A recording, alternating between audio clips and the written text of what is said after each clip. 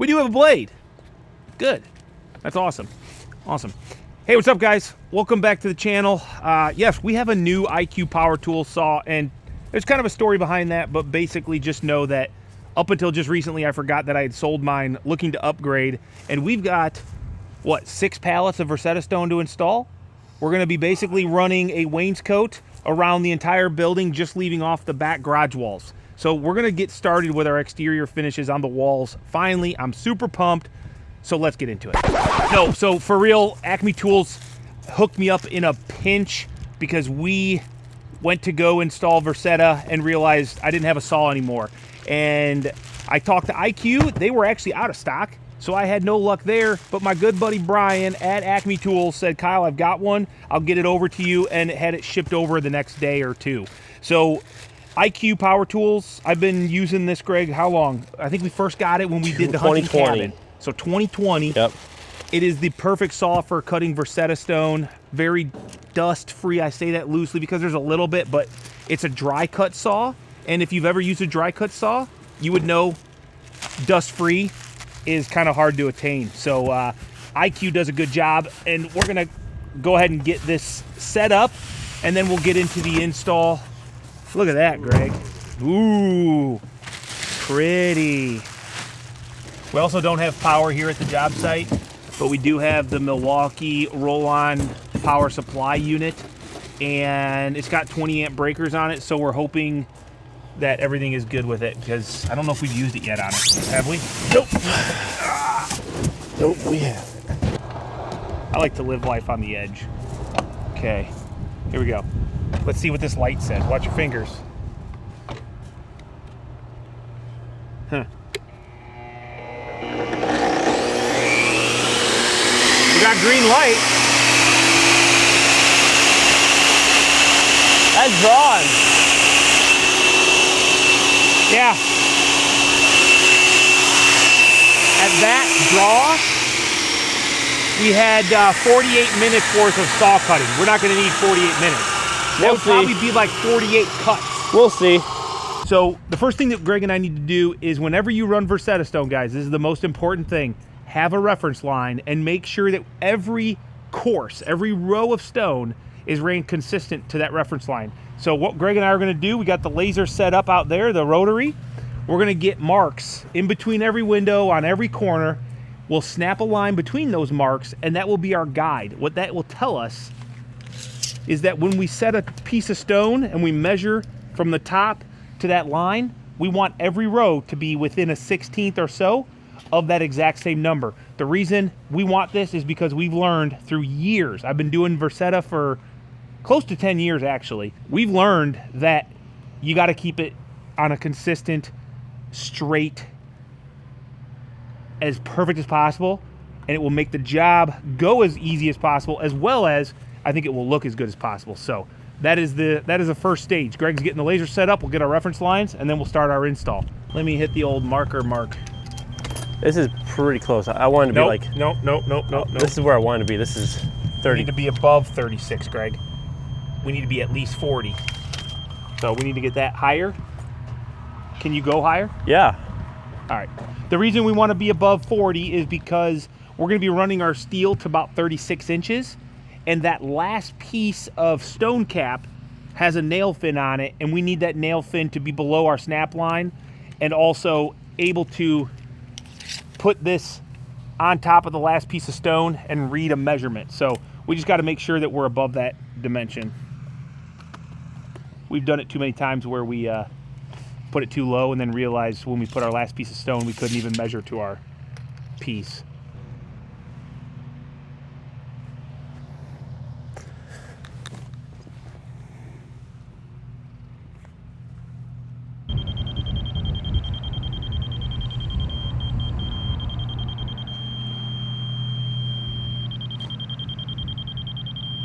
It's the breeze. Close enough. Yeah. Wherever there's a solid tone. Solid tone! That's plenty far enough away, right, to go through here? Well, your trim's gonna be here. Yeah. So that first piece, that'll actually allow then to go something like That'll be the full piece there, so that's good because then it will kind of lock into the piece coming around the corner. I like that. So first thing, second thing, we already talked about reference lines, which we still need to snap. Layout. Specifically, we've got these windows that we're going to be cutting around, so we want to think about that. And I don't want to go too hard on cutting that around yet until we get our smart side here and maybe make up our windows. But Greg, I think we could probably do it. We're good enough. Gosh darn it. This ain't our first go around. People like us. Yeah, I don't know. They seem to. Oh, this is a new color, and I can already tell you it's gonna look sick, but there's a but, Greg. You know what it is? It's gonna get dirty. It's gonna get dirty. It's very important to do your No, it's gonna get dirty because we don't have gutters here. This is a universal corner. If you haven't seen Versetta Stone, usually most people get into my comments and they say how bad the corner detail is. Personally, yeah, when we're like 2 inches away and I'm showing you guys up close details, but when someone drives by, when you're mowing your lawn, when anybody sees this later, nobody says, oh man, them corners, that you can tell that they should do something different. A wraparound corner piece would be, sure, nice, whatever.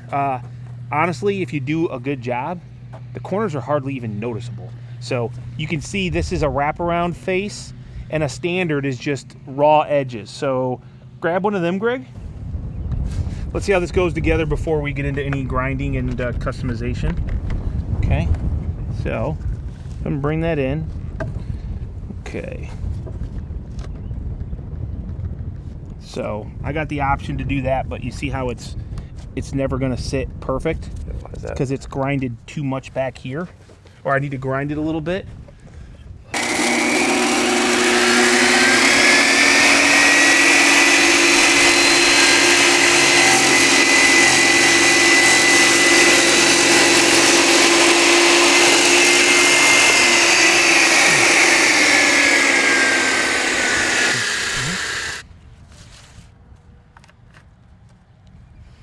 I'll mess with that, huh? I'd run with that. Heck yeah. So guys, before today, Greg and I had some free time, and we already ran all this base trim. So this is the base trim that you can use with the stone, and basically it just locks in that bottom channel. Also, you can shoot it on with a laser to ensure the first course is perfect. We actually just set it on our base flashing that was used to flash out over the Subterra, if you remember back, and that was shot on with lasers. So our install was actually quite easy, and I didn't think it was necessary to do a lot of content, but there is that little time lapse of us doing the work. So we're gonna utilize that to set our first row. And Greg, we're getting ahead of ourselves. We have yet to snap our lines. I know. We need to do that. So let's get this corner started and let's snap our lines. Good? Yep. Go ahead and pull through the middle. Good? Yep. What a chalk line. What a line. What a line. Good? Yep.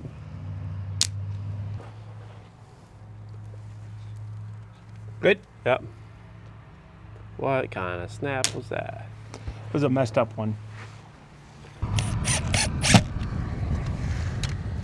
33. Okay. 33. So that's the number. So now that we've established 33 as our measurement to the reference line, we're going to start running the whole first row and we'll get it right at 33. So let's start busting them out.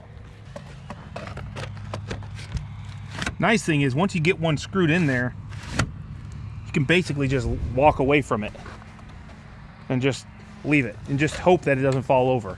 Ugh. Why is it always windy? Always. Sublet blows, man. I'd say it sucks. No, it blows. No, like sucks. Like it's sucking all the air from there this way. It blows. Well, it does blow towards Mendota. You're right. Always wear gloves, man. If you don't wear gloves doing this, you're just built different. Because I've done it, Greg. It's not fun, you know? Well, I've done it too.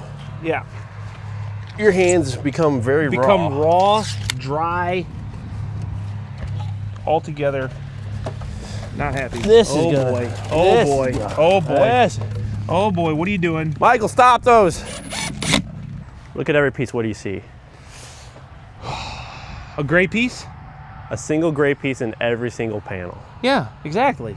So wait till it's all done and you'll see grays in every piece of the wall. You won't see them in a panel per se. It's no different than in maybe the it's just sterling leadstone has like a brown piece in every one. You know what I'm saying? Maybe it's just because like you don't notice it with the sterling leadstone. Bro, this is gonna look so good, you won't even know what to do with yourself. We'll see. I've seen it in a big wall. Yeah, I mean, Uh-oh. maybe as a row, it just looks odd. Uh-oh. Got a little chunker here. Well, what do you do with the chunkers? Just chunk it out.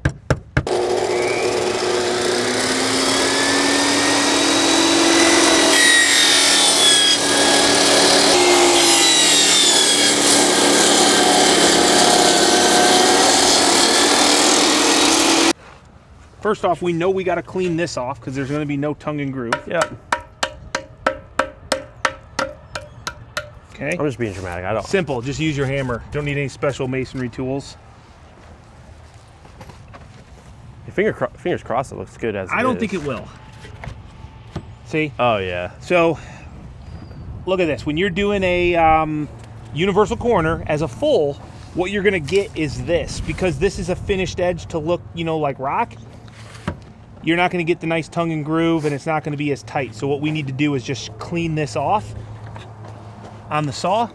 I knew I had to do this. I just kind of got ahead of myself. I'm just so excited to be putting finishes on the modest house. It's been a long time coming. I feel like the weather's been against us, the schedule, supplies, materials, all those things. Seems like it's been a long time coming, you know? It's been a rainy season.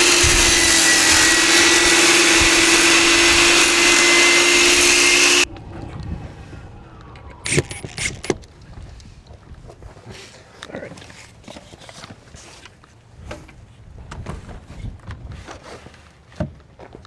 There. So that's much better. It could still probably get a little bit better cut. I mean, the shadow line is, you're never gonna have a perfect joint, but yeah, I think I'm good with that. But that is the beauty of stone. Well, yeah, this is never gonna be perfect. You don't want it to look too perfect, then it looks like fake stone, you know? Now, the goal is to basically get out of this corner. We're gonna probably work to this door, work this way, and always focus on maybe the most important corner. People are coming up. That way you can always make sure the design and the thought goes into this as good as possible. And some of the other corners, you know, because of where your pieces are going to lie when you get there, it's not always easy to lay them out perfect. And what I mean by that, and you'll see as we go, when you look at the pieces, something to think about, okay? There's these, you know, different types of pieces. There's flatter pieces, and the corners are going to be flatter on the ends. The reason is because you can use these as an inside or an outside corner, and when you put them together, you want them to be somewhat flat so that they go together good. If there's a bunch of big old knobby pieces like this sticking out, it's hard to do that. So when you're laying out your pieces, try to think about that so that when pieces go together, they're as close as possible so it doesn't stick out and look like you just threw a cut piece next to another cut piece. Like I could take this guy and I could just run it in the middle of the wall, and if my next piece is somewhat close to this, you're never even gonna see that there's a small piece. And that's one of the tricks to using up all of your materials is just when you have a cutoff, use it somewhere. It's not gonna hurt anything to have it just hidden in the wall somewhere. You'll never see it.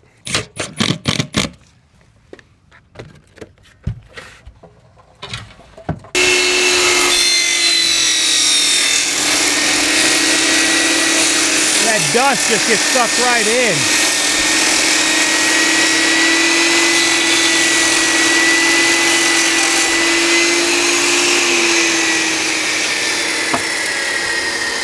Okay, so here's another tip for you guys. I'll show you over here at the corner. When you're cutting pieces that are gonna go into your corners, like I said, you wanna look at pieces that are as flat as possible, okay? You see how flat this is? There's not a whole lot sticking out. But this piece that is sticking out, I chose to cut right on a joint line. So when I stick this in here, okay, and I'm actually gonna move this piece so you can kind of see this a little bit better.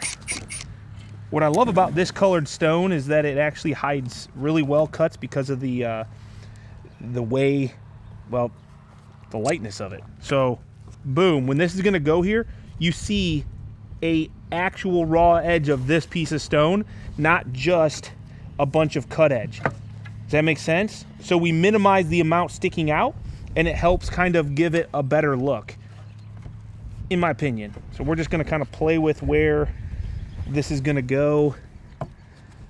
Kind of try to maximize as much coverage as possible. Yeah, this is gonna be a good looking corner, I can already tell. All right, and we're on to course number 2, which means we need to consider our height. We were at 33 before, now we need to be right around 25 inches. So that's like 24, 15, 16ths, 25 inches. Just kind of wiggle it in there. There might be a little bit of cream or concrete stuff sitting there. Oops. All right, one more thing I just remembered, Kyle. Getting ahead of yourself because you're so excited. You'll notice I'm screwing edges. I need to go through and I need to put more fasteners in all these other holes. And for that, we're going to use the Milwaukee roofing nailer.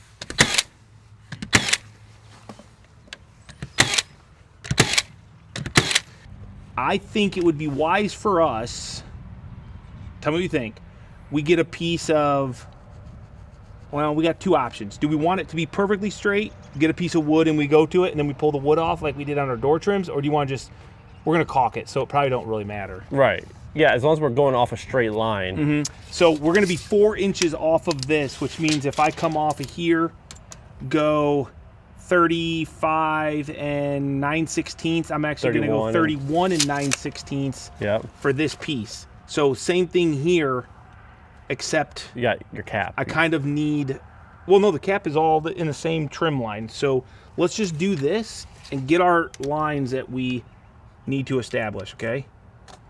So 4 inches, 4 inches, right? Yep. Take our trusty straight edge.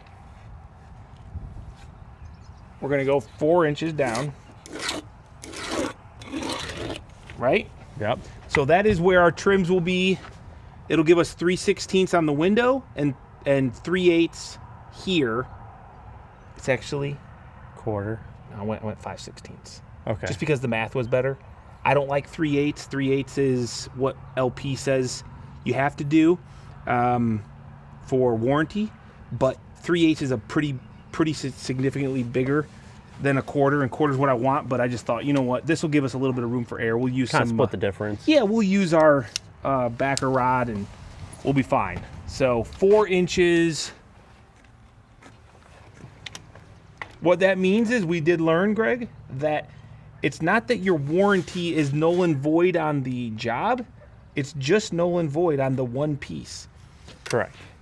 And that just means the window trim. So it's not that big of a deal. Not that big of a deal. So if you guys are with us, what we're doing is mapping out where our window trims are going to go on. We actually won't be able to put our window trim on until after our board and batten siding goes on. What that means, well, we could do it before, but we're not going to do that. What that means is we won't have the opportunity to put the trims on and then cut the stone around it. We'll actually put the stone up. We'll plan exactly where our trims are going to go on later. And when we get our board and batten siding on, then we'll set our trims. And if we did our job right, it'll go right where we want it. We'll caulk it and we'll be perfect. The thing is, we do have a little bit more to think about down here. Are you going to grab a corner or a cap? Yep. Okay, because down here we're going to have a cap. So we've got our trim that's going to be 3.5 plus 3/8 of a gap plus another quarter of a gap or so at stone, and we've got our flashing. So actually it's 3/8. So we've got 3/8, 3.5, 3/8, which should be easy. That's 4 1/4. And I always like to give myself about another 1/8 of an inch there because we're going to be bending a piece of flashing. So 4 3/8 is where I want the top of my wainscot cap. So if I make a mark at 4 3/8 on both sides, is that right? Do I need to do that math again? 3 1/2, 3/8, 3 1/2, 3/8 is 4 1/4 plus another 1/8. Yes. So 4 3/8.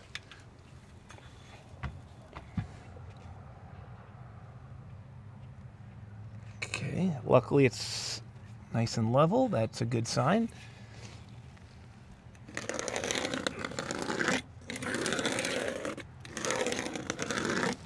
All right. So, Greg, hold that cap up there. No, that's the top of our cap, correct? Because you figured it. Yes, that's the top of our cap where our flashing is going to go. Yeah. So when you put your flashing on, that's where that's going to go. Does that make sense? Okay, I see what you're saying. Yeah. Right there. It don't look right to me, but I know I just watched you do it. It just didn't look really good. Goes right. I go a little higher. Okay. Yeah. Right there. Yep. So what this will give us now is, you got that? Can you hold that? Yep. Okay. Is this height here, which is a little tricky, but we're sitting... Man, that's going to be a little tricky, my guy. See, we've actually never done it this way. Every time we've done it, we set these right on our piece. Yep. Otherwise, we've done it without these, and we just cut around the window trim. So... I don't know what I want to do there, because there is a groove. We could cut out a groove on our panel. So 6 1/4 over here. Let me make sure we're good over here. Yeah, about 6 1/4. Okay, good. Yeah, go ahead and take that off. Yep. Hey, Greg, I want you to support that when it comes out the other side. Kind of, yeah.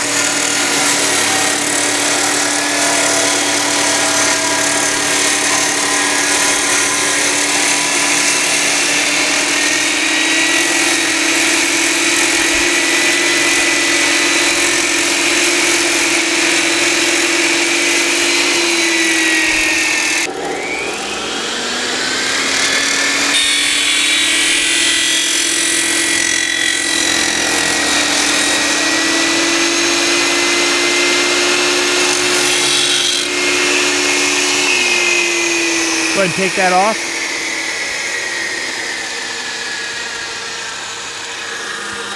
Before I get too excited, we'll see how it looks.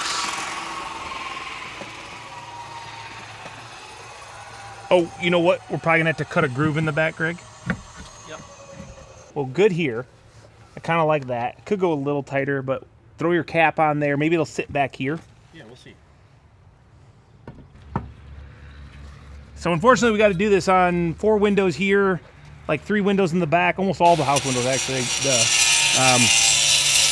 not bad. Just a little bit extra step than just running full pieces. It's not bad, Greg. Man, I got to get this long sleeve off. Yeah, same. It is lunchtime. Yeah. Okay, I like over here.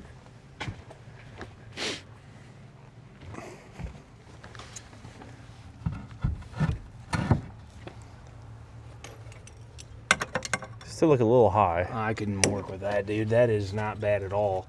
I gave myself an 1/8 of play. Here's where it is. Where is it? See it.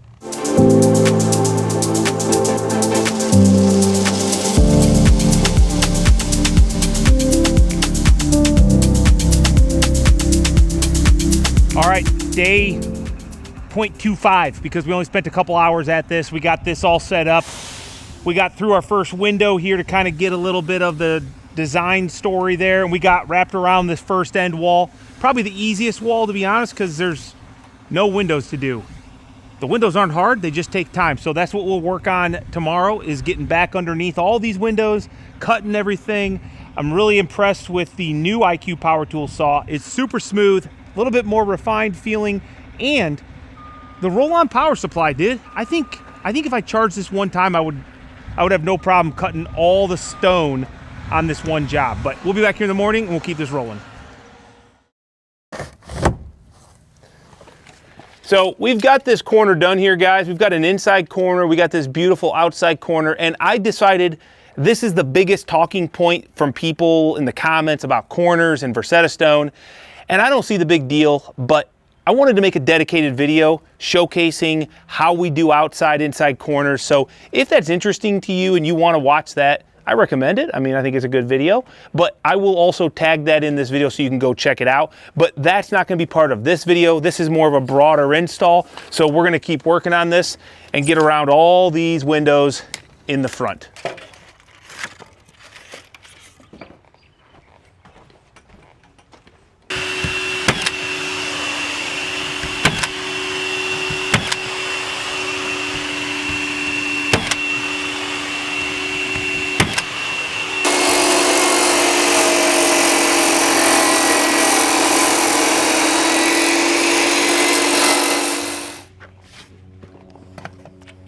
This is going to be the one.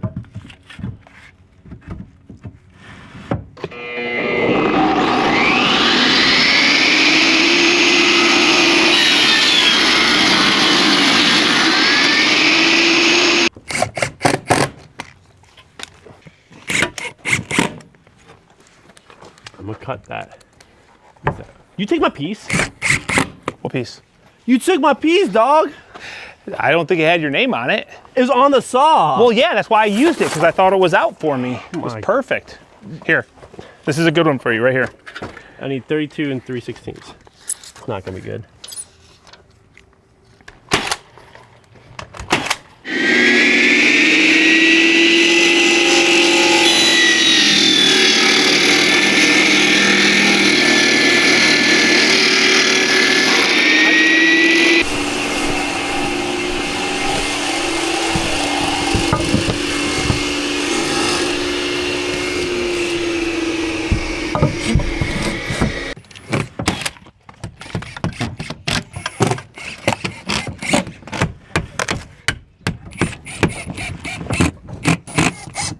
Now, let's put it back on and let's look at that center.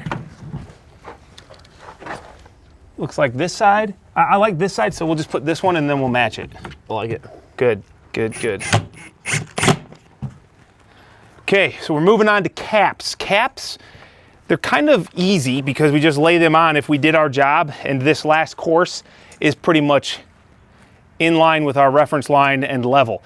If it's not, that's where we fight it a lot. So that's why we try to do our best all 4 rows every time to get it as close as possible so we can just set these on. Now, I'm just decided to start literally right in the middle because these are easy, there's no miters. When we get to the corners, that's a little bit tricky. So we're gonna go through, fill in between these windows, and then we'll do the miters kind of once we get a lot of the other stuff done. See, that's gonna give us a foot basically left over, so 24.5. Something to note that we do, every time we cut a piece, this is what it looks like, okay? Not very finished, and these stick out past the stone. So, mental note to yourself, every time you have a cutoff, burn the cutoff in another section, as well as anytime you have a run, cut the middle and put the end towards the end. Hopefully that makes sense, even though it seems like most people are gonna put factory ends to factory ends.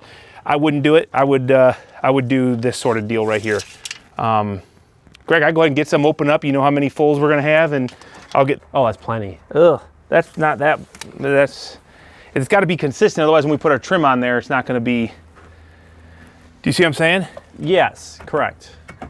Oh, actually, that just went down a little. So but actually, we can always bring up a hair. If you underbend or overbend, however you want to view it. All right, now throw your level stick on there. I think we need that 32-incher. You can go find it. I would love to. Okay, that's actually pretty decent. That's actually really good. I like it.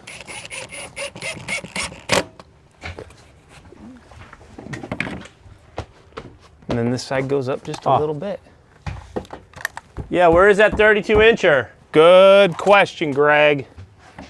Probably left it somewhere. It's probably at your shop, honestly. Honestly, it probably is. Hey, you know what we didn't talk about that I've definitely shared many times? If you come over here, actually, you know what? Just stay right there. I think you'll see it just fine. Look at this.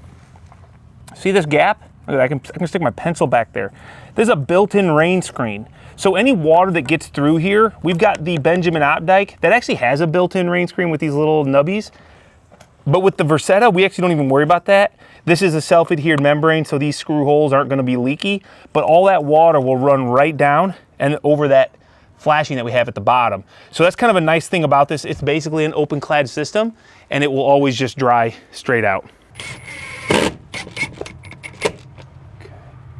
All right, now go ahead and hit this one right here. Hit that one. Okay, and then I think we just gotta move this middle up right there. Okay, hit my left little guy first. That's right, but My left, you're right.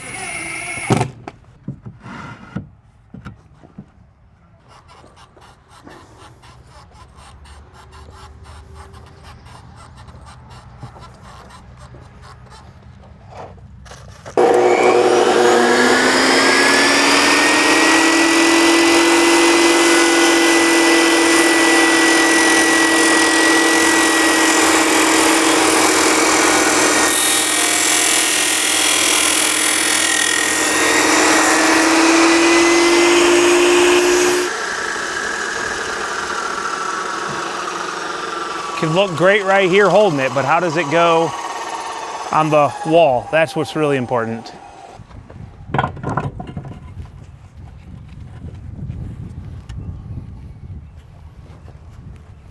seems pretty decent. Definitely good enough for the girls I run with, as long as it's level. I mean, it's pretty close. I think probably good. You got it. So here's what we're gonna do. Go ahead and put a nail or a staple here. Screw. Tomato, tomato. Okay. Okay, go ahead and put a screw there if you like the edge.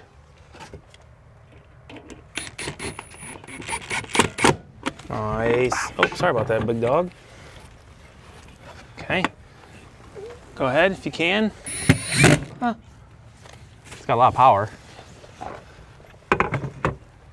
Cool beans, dog.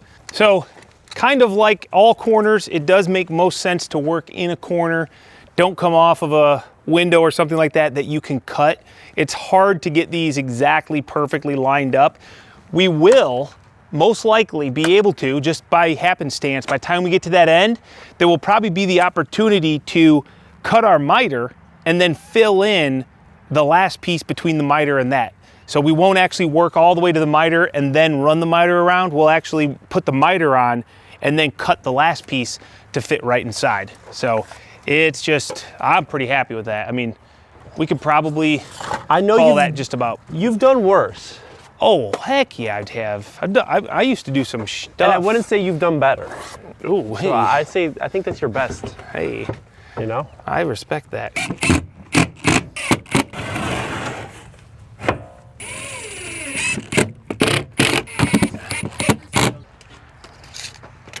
See, this one will cut to be exactly on this line, but this one, we're gonna try to get it, but I'm gonna cut it big, so if I have to, I can cut a little bit of this off. Greg, I think it might work. Maybe? Maybe. I'm gonna be like right there, 15. Oh no, I actually lose more than that. I lose 6 inches because I lose 3 inches on both miters. Yep. So this won't work with a one piecer. We'll have to do 2 separate cuts, which does stink because it's nice to get the miter out of one piece. Now that I think about that, I got an idea. It's pretty daring, but it might just work.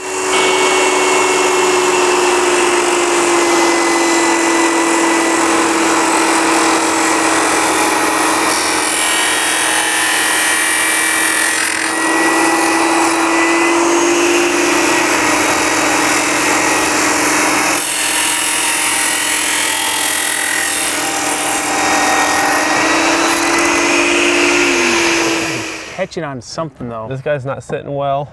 Here, go ahead and lift it up. Hey, what do you mean? It's like catching on something. Let's see this. I wonder if it's that.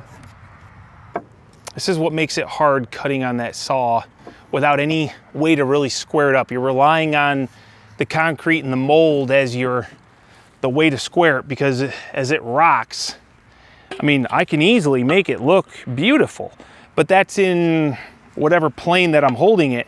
As soon as it goes on the wall, it's clearly not exactly perfect. And it could be a combination of things, but most likely when I cut it rolled like this, and that's not how it's gonna get installed. So we're gonna try to do a little bit of grinding to make it look better. I think it's gonna be in this one here. Hold this bad boy.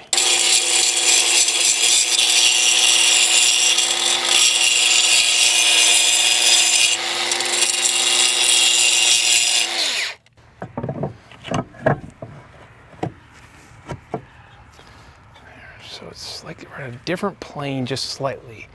Now that I can actually live with, because we can fix that with MorFlex, and that would look beautiful. But I don't know if it's, yeah, I would say go ahead and hit the right side right there.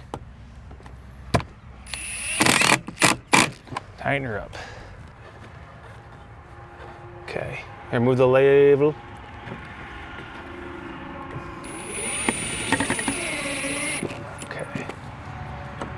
That'll be fine. I ain't worried about that. All right, we're gonna two-piece this when we're done with scraps, and we're gonna fill this in with whatever pieces we need, okay? So let's take this off. Nah, we'll leave it. Disappointed. Wait, why are you disappointed? Can't we use that? Can we use those over on that other corner, the garage corner? Maybe, I don't know. Depends on what we have going on, what our joints are. I think we might be able to. Yeah, whatever. We'll worry about that later. I'm tired. It's been a long day. I'm done thinking. I think we are just about ready for flashing details. And we basically spent the morning here getting this finished up, and we pre-bent all of these metal flashings on the Innova tool brake back at the shop. It's definitely a monster brake, and it's kind of a pain to have to haul it to the job site, so we just did it all there. And let me open this up and I'll show you how this looks. All right, so here we go. We've got a hemmed piece of black aluminum, and just to give you an idea, this is basically where it's gonna go here, because whenever you're installing smart side, trims and siding, you have to be 3/8 of an inch above your flashing, especially if you have a stone, masonry, concrete product. We gotta have that spacing. So the flashing is going to keep the water, we will tape this to our WRB. It's gonna keep the water coming out over, and then this ledge actually has a nice drip edge built into it. So what we need to do is we kind of need to find, it's kind of like, if you want to be perfect, we find the highest point based off of this reference line, but it should all be really dang good because we spent a lot of time making sure. But this line right here, this line is what everybody sees. When you look down this, you're gonna see this crisp line more than you're gonna see this, because everything is kind of imperfect. This is a metal flashing, it is pretty perfect, so we want to hit that really well. And because there's variances in the top of this stone, we sometimes have to kind of push it down tight in some spots and let it float over some other spots. So we try to leave this a little underbent so we can push it and get it to seat pretty nice right on the concrete. It actually looks like we did a good job, Greg. I think we got the right angle here. Yeah. I think what I'm gonna do is I'm just gonna measure off my reference line and just gonna check a couple places and see if there's like a small number. 6 1/4 seems pretty much the average here. Status quo. Status quo. I'm gonna take off these gloves. It's hot. No, I'm just making a mess of that trim with all my mortar covered gloves. Man, who's the idiot that went through and screwed all these off? Did you do that yesterday? Some Joe Schmo that was waiting on the boss man to finish talking to some future customers. 6 1/8.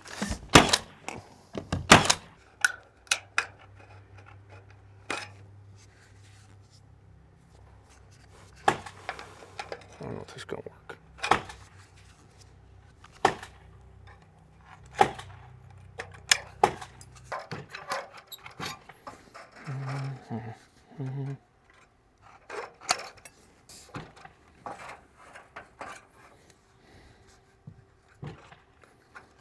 That'll work.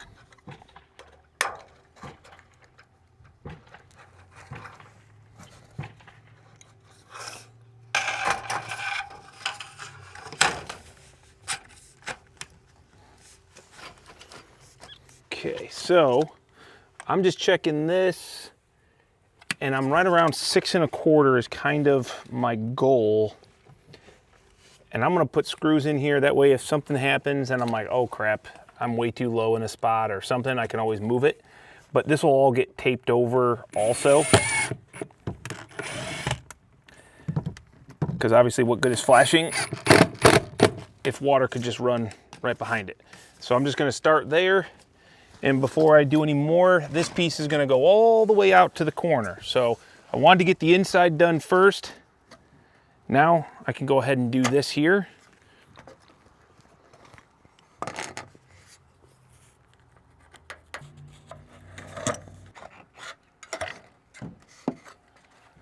get rid of this.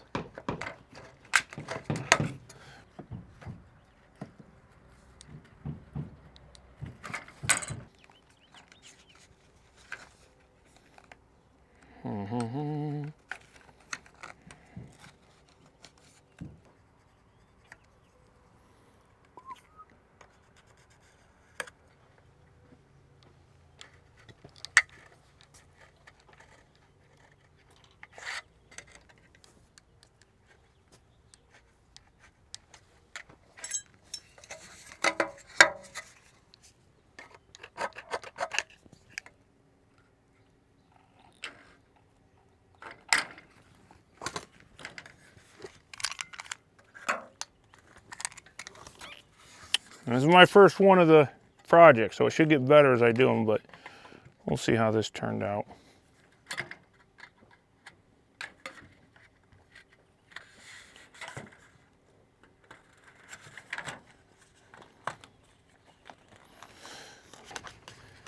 Should be about 6 and this side was like 6 1/8. Go ahead and hit one right here. Close to the left as possible. Wait, where's the joint for the plywood? Okay, yeah, somewhere like that. Just don't mess up my finger. Go ahead. Full send, okay. Yep.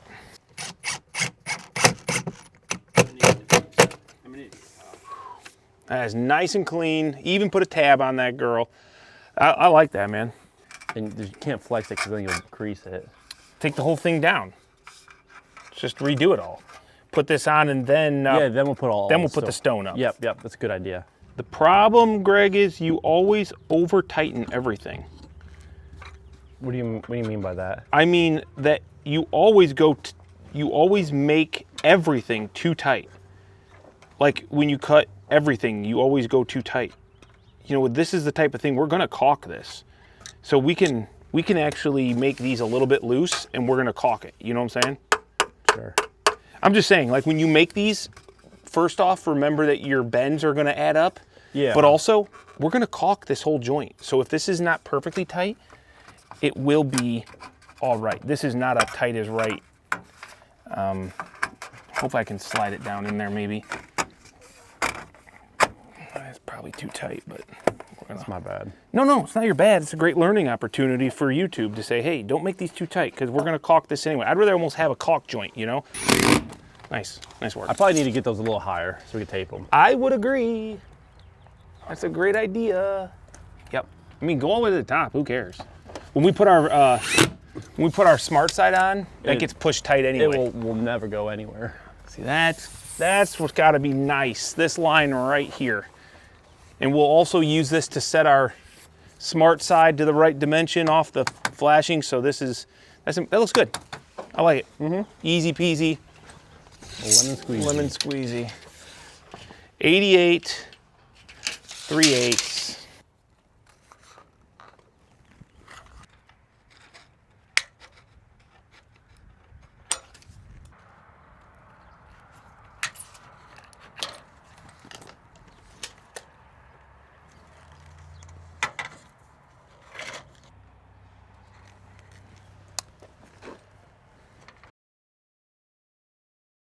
All right, guys, we're now ready to put this door in because the concrete is done here on the house. And in order to finish the Versetta, we need something to finish it too, which will be this door. So we're gonna go ahead and bust through this door install. A couple things to note. One, when doing this sort of situation where you have a door on a concrete slab, I highly recommend having this slab built out enough. That way your sill sits on it. I've seen and done way too many times where this gets formed across flush with the wall, and then you have nothing for the edge of the sill to sit on, and then every time you step on it, it flexes. Not good. Second thing, instead of using straight sealant, you'll see that we're gonna use a butyl tape. Butyl tape I like because it doesn't break seal. Sometimes some sealants can do that, especially I wouldn't use a silicone. We are gonna be using some good Lexel, which it's basically for every job, sticks to almost anything. That's what it says. So, you know, concrete is one of those things. But anyway, we're gonna go ahead and bust through this and get this door installed so we can keep moving on with the Versetta Stone and get it wrapped up. Really does a good job sealing that bottom though. I think it's way better than using we've had better luck, I feel like, with this than caulks. But I guess that was kind of all pre-Lexel days. That's true. So make sure it fits nice. There we go. Whew. Okay. This is what I was most concerned about, and it looks to me like I might have to double up right here because there was a low spot in this concrete.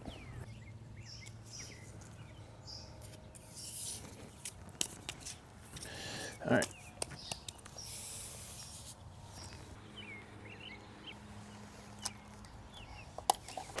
Yeah, it's kind of tilted.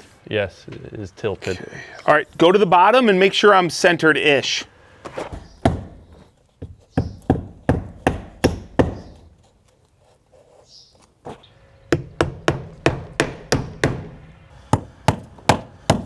Okay. Look at that. We got a nice solid threshold. Hopefully nice and watertight. We got the butyl, we got Lexel for an added benefit, and now we have the frame right where we want it. Only thing I need to do now is put some screws in the top hinge and also in this little latch, security latch they got. And then what I like to do, just as a side note, I take these guys.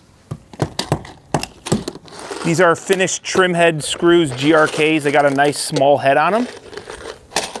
And what I like to do, this is a trick that was shown to me, I don't think it's that big of a secret, but is where you're gonna shim up your frame, just pull your seal to the side and then put some of these screws right behind it. This really solidifies the door frame, and then when you put this back on top, you'll never see these. So these are just, and you could honestly even use like a full, you could probably even use a full regular GRK, because it's going to be hidden by the door seal, which maybe I'll do that since, I mean, clearly there's a difference in the screw, and these will sink right in.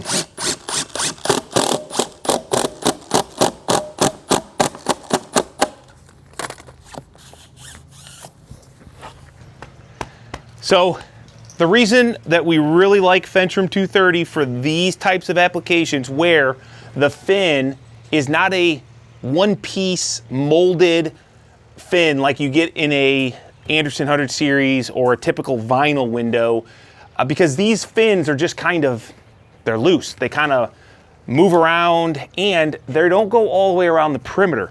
So what we're gonna do is we're gonna take the IS230, this has got the 1/2 inch fold on it, and we're gonna stick it directly to the jamb, or the trim in this case, I guess, right on the perimeter. Just like we did with the windows. The difference here is this is gonna give us the seal that we need so that water can't get in. And this is a kind of a must. You can't just tape these guys. You need to tape back onto the jamb. And if you've ever done that with tape that doesn't have the little fold, I can promise you, you're gonna use this one time and think, this is amazing. It is expensive, but so is your time.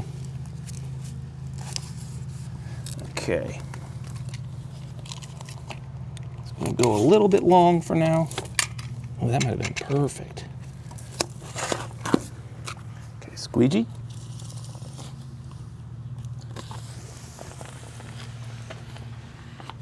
sure it's on. Now we unfold. Oops. Come on. We're sticking.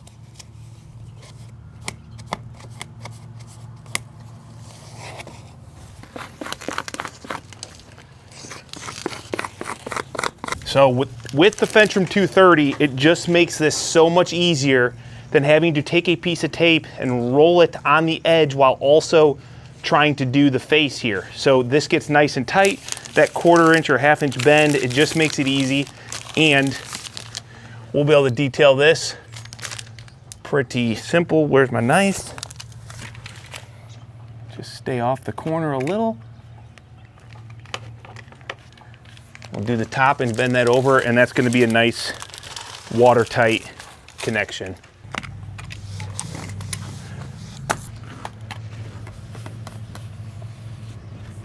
Great door seal, great door install. Didn't want to go super in depth, but just wanted to give you a taste of it. And now this is all ready to finish with stone. I like it. Whoa! All right, so these boards are just to make sure, because this is going to be a very small return of stone. We want to make sure that this is nice and straight and everything is as precise as possible. I'm not a huge fan of this detail. We've got 3.5 inch trim, 3.5 inch trim, and a tiny little bit of stone, but I don't really know a better solution. I think it's going to be fine when we step back and look at it all done. But it might be kind of weird for a little bit until we get all these details done, so it'll be all right. We'll be all right. I think it's gonna be just fine. Yeah. All right, buddy, let's get some stone cut. Let's finish it up.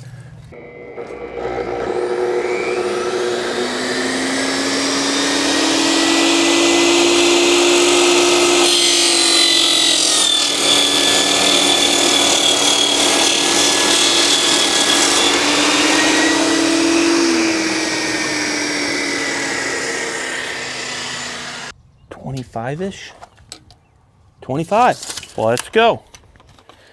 Heck yeah.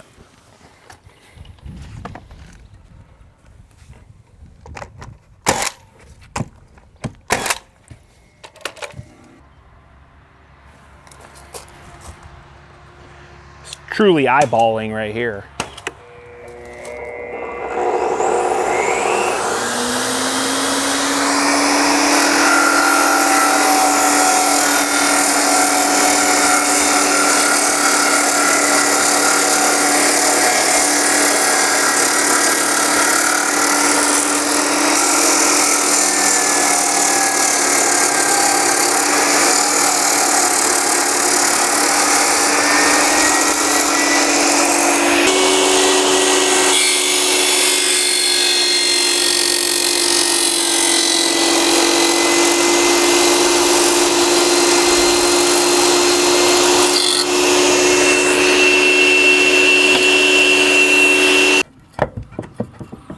Pretty good fit, huh?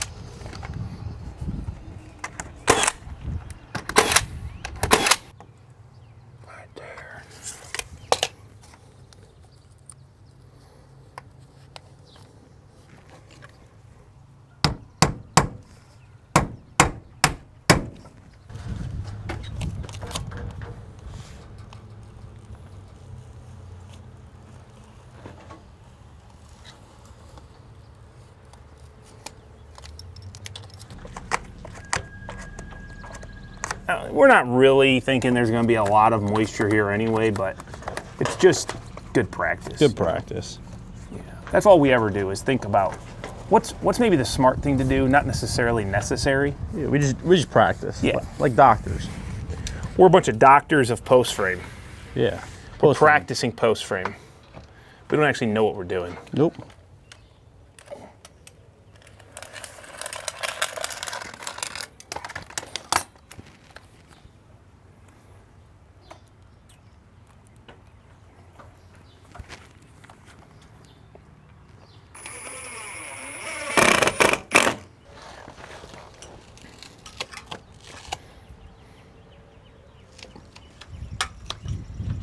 Great job, man. See, I did my best there. Well, I gave it my absolute all. I mean, if I was you, I would have probably put the tape under the other tape, but whatever.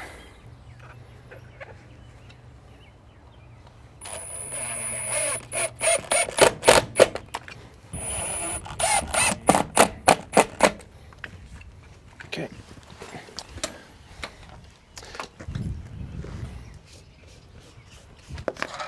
All right, so I think, Greg, we've got all the flashings we can on. Mm-hmm.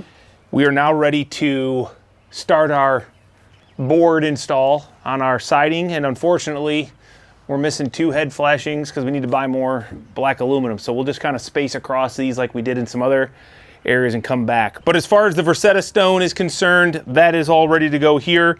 It may look a little goofy right now, but I think once we get all of our trims and our caulking done, it's gonna fit right in. So we got one more section of Versetta to do, which is the back porch. They poured that concrete porch yesterday, so we're gonna give it a day or so. We're gonna do some other work, and then we'll get on that, get that installed, and wrap up this Versetta Stone.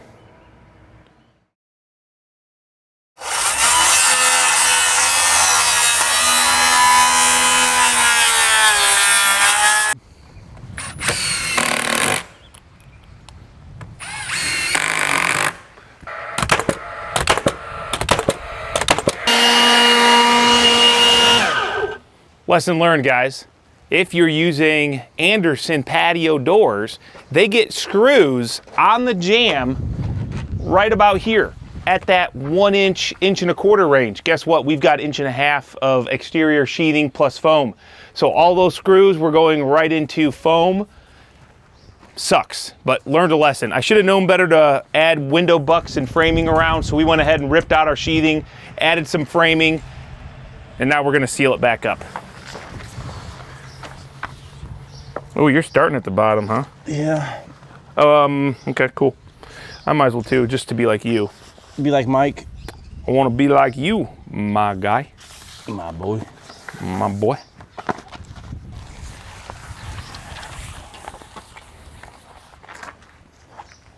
This backing kind of makes it a little bit more difficult, huh? Why's that? Because like once they like pull away from the jam. Yeah, it ain't gonna be perfect, especially in this wind, I don't think. Yeah, I don't know why it's so, like it's not even close to flat. Like it doesn't want to. Yeah. Doesn't want to. I'm gonna kind of lose my mind. Well, we're putting another piece on, so. Yeah, I get it. But yeah, it's annoying.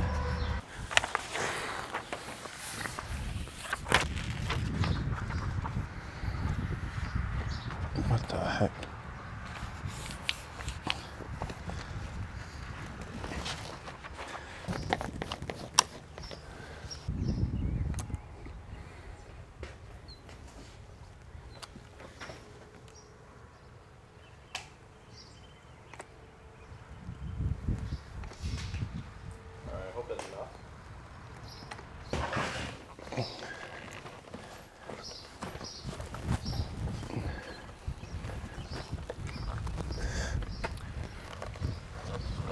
Watch your, yep, okay, set your end down there, grab your stuff. Okay, can you see it? Okay, you're a little probably too far in, just straight it down. Right there about. Okay, I think that's close, dude. Looks pretty close. Maybe this hinge side needs to go a little bit more in. Here, go ahead and keep rolling her in. Hold up. Okay, wait, before we go in, tell me what your left and right is. Oh, I thought I had it pretty close. Probably it's gonna need to go this way just about 1/8 or so.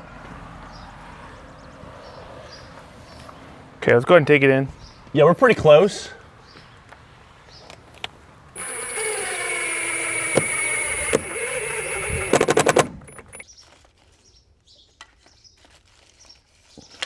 Just might have to cut one of these backs off real quick.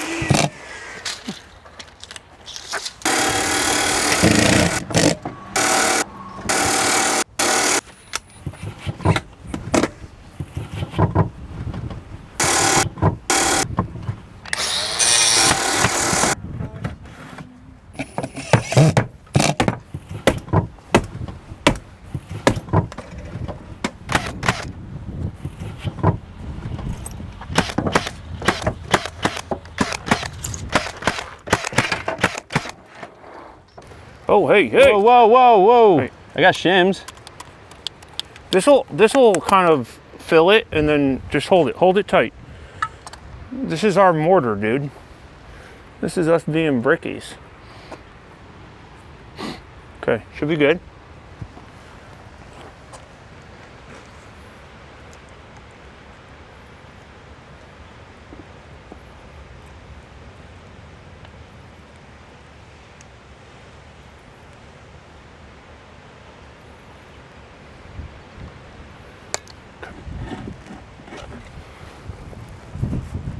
Okay, go ahead and hit a nail here.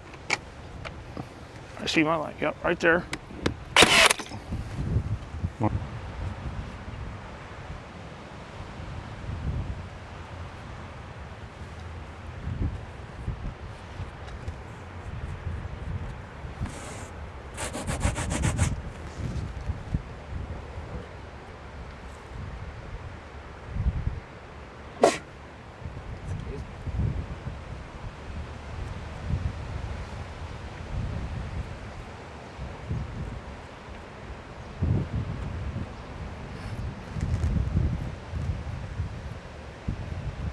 It may not be like, you know, official bricky work right there, but that road right there, it's gonna look real good when you drive by. And nobody's gonna walk by and see it, because this stuff, like when it gets a little dirty and a little old, it'll look just, it blends amazing. It's actually kind of crazy. Heck yeah, guys, we got the Versetta Stone done. That's a great accomplishment, because that's probably the hardest part of this exterior is the stone. When we move on to LP Smart side, board and batten especially, it's really easy. We will fly at that. So that's probably gonna be what we're gonna do next year on this job site. Now that this is all up, we do need to tape off our flashings. We'll get it, don't worry. And then this will be ready for Smart side. One thing I wanna make sure you guys understand is we obviously blocked out where our trims are going to be, both on doors and specifically under windows. Now, it may look goofy now, but this is gonna look good when it's done, I promise. And we need to run our board first, which means we can't run our trims, which means we can't do this trim here. So there's a lot of like, we have to do this before we do this, and this works. We've done it once now on my shop and we liked it. Actually, this is the second time. So it's a good method. So if you're curious how this all goes together, that's where you wanna stay in tune with this series. It'll probably be the next video. That's gonna be LP Smart side. I don't know if we'll get to trims in the next video, but we'll definitely start the process, and hopefully it will make sense to you guys. So if you enjoyed this, hit thumbs up. I appreciate it. Versetta Stone's great. It's fairly easy to put up. There's some nuances. Hopefully the videos I put out on Versetta Stone have helped you guys understand some of those nuances. But we're gonna clean up, we're gonna get out of here. It's a muggy hot last couple days, so I'm tired, I'm ready to get out of here. We'll catch you guys on the next video. Thanks for hanging out. And look at this door, heck yeah. Nice.